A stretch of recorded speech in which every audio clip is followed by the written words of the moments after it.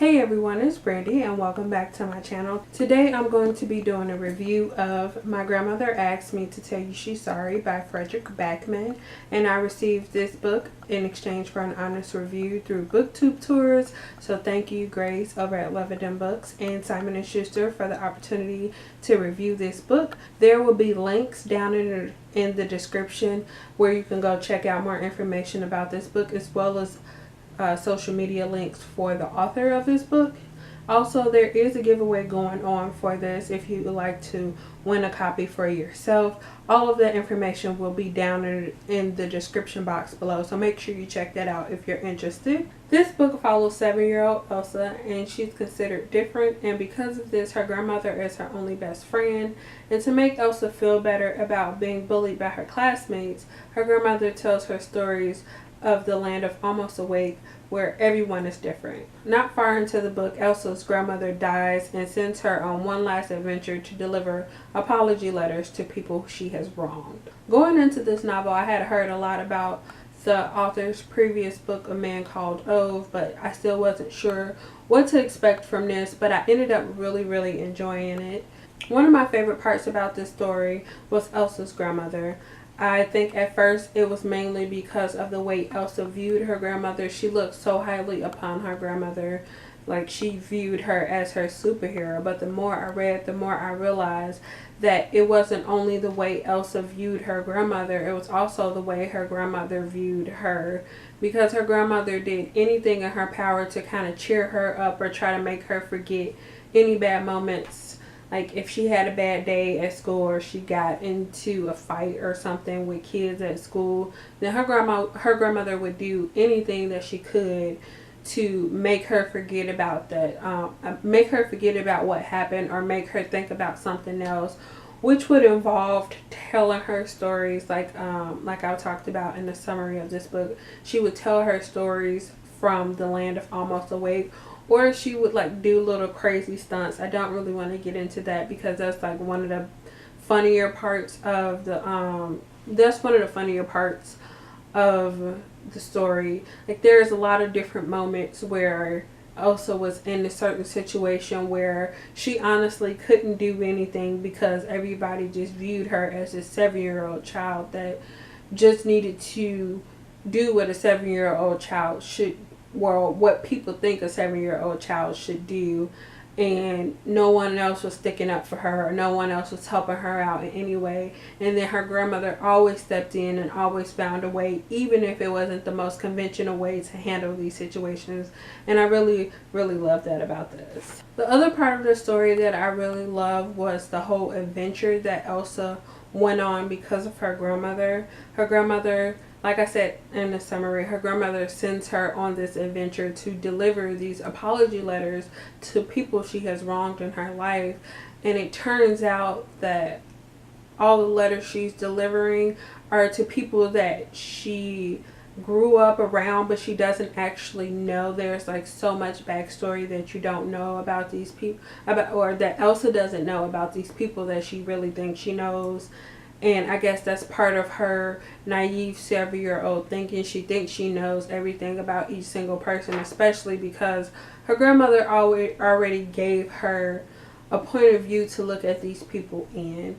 So you kind of revisit each of these people that her grandmother already gave her a pretty surface view of, and she really gets to know each of them as she delivers each letter, and they kind of talk about certain things, because I felt Elsa has the type of personality that once she gets someone talking, they'll keep talking even if they don't want to, or even if they don't really want to talk about the situation, just because she is a child and she does ask a lot of questions. So I felt like that was like I really love that part about it, because not only do you get this big adventure, but you also get to learn more about these characters that are introduced in the beginning of the story. You get to learn more about each of them, more about where they came from, how they got where they currently are, and what happened in between those moments, I guess.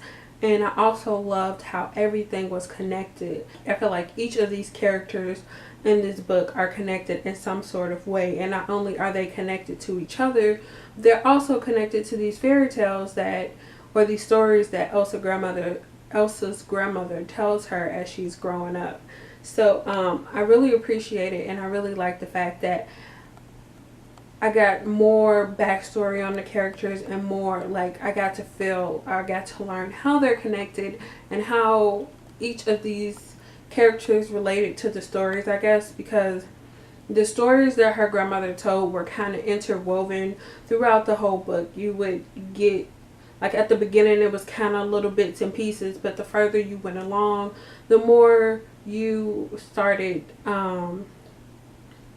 the further you went along in the book, the more explanation you'll get about a story, or the more you'll hear about a certain story. And then Elsa starts making the connections between the stories and these people that she's really getting to know on this adventure that her grandmother sends her on. So I just love, even though I just repeated myself probably twice, I just really love how everything is connected within this book.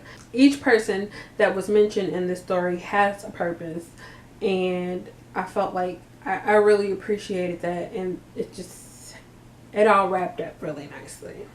Something that I will say I didn't enjoy, I don't know if it's because of the way it was translated or if that was how it was meant to be, but the way the story was told, I felt like I kept being pulled out of the story at certain moments. And I'm not saying just because it's a third person narrative, but it would seem like almost that it would flip-flop back and forth in between the two. It wasn't consistent. I felt like one moment I felt like I was reading in first person, and then a few sentences later I feel like I'm reading in third person, and it kind of like jerked me out of the story, because initially it starts off in third person, and I don't know if I was getting caught up in a dialogue and taking that as part of the narrative and confusing that. I'm not really sure if that was if that was on me where I was mixing that up, but I just felt like I wasn't always completely sucked into the story, because once I would start getting into a certain moment, something would just pull me back, and I'm like, wait a minute, I need to read over that because something isn't meshing well at this particular transition, or whatever you want to call that. And also I felt like because of the way it was told, not only was I pulled out of the story at certain moments and like realized that I was reading the story and not just actually experiencing the whole thing, I felt like I also lost, or I also didn't connect as much to the characters as I possibly could have. But overall, I would say it was really, like, I really enjoyed the story. I ended up giving a 4.5 out of 5 stars, which like I was just saying, I couldn't give it a full 5 stars because of that disconnection I felt, and the inconsistencies I felt in the narrative of the story, if that makes any sense. Hopefully it makes sense, but that could just be me, like I was saying. But as I was reading it, I just felt like it was inconsistent, and it happened more than once. So that's why I think it might not have just been on me. But that's why I took off half a star. I ended up giving it a 4.5 out of 5 stars for that reason. If this book sounds interesting to you, I would highly recommend you check it out. And I also would recommend checking it out for people who like reading about friends and family, and people who may not be blood related but become a family through certain situations, or basically who become family through certain circumstances, or because they were put in a situation together and they all bonded, like, they all came together and it made the situation work the way it needed to. And I think they were all not only connected through certain situations, but they were all connected through their uniqueness. I hope all of that makes sense, because I feel like I was just talking and talking. Thank you for watching this video, and I will see you guys in the next one. Bye.